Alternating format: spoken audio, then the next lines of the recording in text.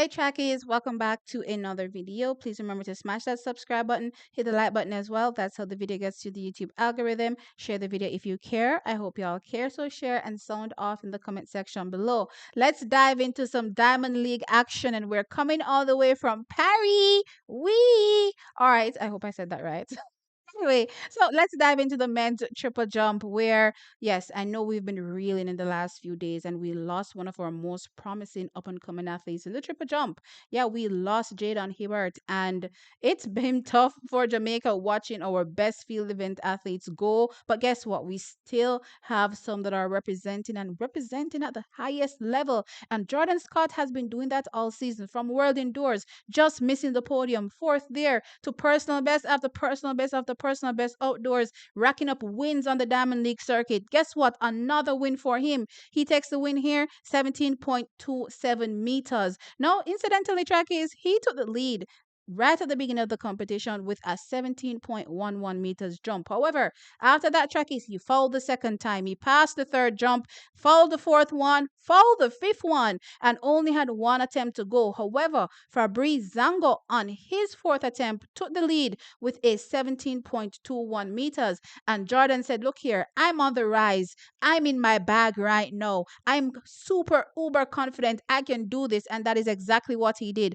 On his final jump track, is he pulled it out. He pulled out a massive 17.27 meters and took that win. And I'm so excited for him.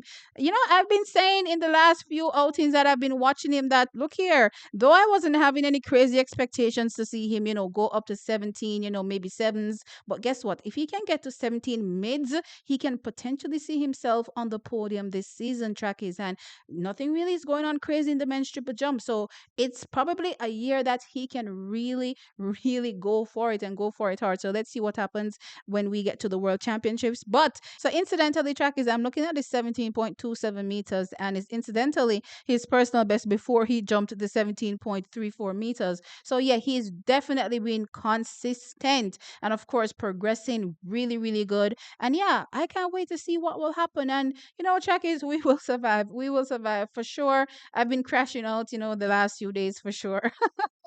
You realize you haven't really been seeing me talking about what's going on, with Jamaica. That's because I'm really hurt, you know what I mean, seeing our best athletes go. But I for certainly understand, the opportunity and who, wouldn't take it, you know what I mean? So I can't fault them, but yeah, it definitely is bad for Team Jamaica. But seeing Jordan Scott still there, I'm hoping he remains here. Let's keep my fingers crossed because trackies, you never know. You never really know with these things. I'm hoping that we will still be able to retain him under our flag. That being said, awesome competition from him, and I'm looking forward to the next one. It should be the senior championships, and from there on out, just preparation really for the world championships. So good going for him. Let's jump on over to the women's 100-meter hurdles. And before I really talk about that, I want to touch on the men's 110-meter hurdles because I'm really, really eyeing this gold medal trackies. Now, I've been telling you from season that this is Rashid Broadwell's year, right? And recently he took down Trey Cunningham at the Racers Grand Prix, I believe.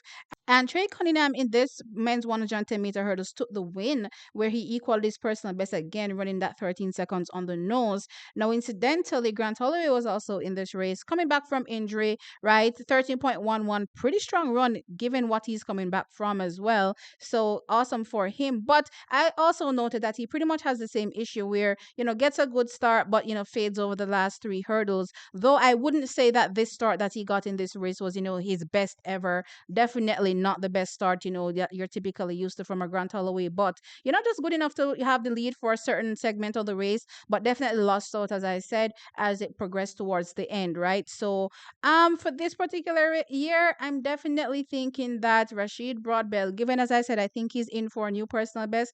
Definitely think he's the man to beat by the time we get to the World Championships. And I'm absolutely excited to see what's going to happen there. But I just thought I would throw that in because I just feel like it. Anyway, let's jump into the women's 100-meter hurdles. Well, boy, when I tell you, I witnessed some phenomenal hurdling. This race was so sweet to watch, especially the replay, the slow mo. I was like, oh my gosh, look at these girls go. So, of course, y'all know these women's 100-meter hurdles, they always turn up, they always vie, right? And of course, given how strong it is as well, you can probably get three finals, right? I've been saying this for a minute, and it was no different here. The competition was strong, and the racing and the performances really came out here because Grace Star took the win and she ran a 12.21 seconds, a meeting record and personal best track is Toby Amusan ran a 12.24 seconds, a season's best for her, and Akira Nugent third. And she also ran a season's best, sorry, not personal best, season's best 12.30 seconds. So track is this race was not slow by any stretch of the imagination, and Akira was still third. That just goes to show you how fantastic this race was. Let me just touch on Grace Stark for a minute now. I said, in my last, review of, the women's 100-meter hurdles with Akira and Grace Stark, that to me, Grace Stark is the actual world leader, and you all laughed me to scorn, right? But, watching her compete, week in, week out, for sure, I think she goes into the USA Championships as the number one athlete, for sure. I know that American record was ran earlier on in the year track is, but Grace Stark is the best athlete to me at least, what I'm seeing from a USA perspective so far this season. Now, she has taken down a number of the same athletes that have run faster than her so far this season as well. So it will be interesting to see what happens at the USA Championships. But I do believe that, she's the real world leader, in my opinion. Toby Amusan, she's definitely coming back into things. I'm excited. The world record holder. Now, of course, what happened in 2023 was, and of course, she broke the world record in 2022, but she hasn't been herself since, that kind of whereabouts situation was going on with herself. So it's good to see her now in 2025 look herself.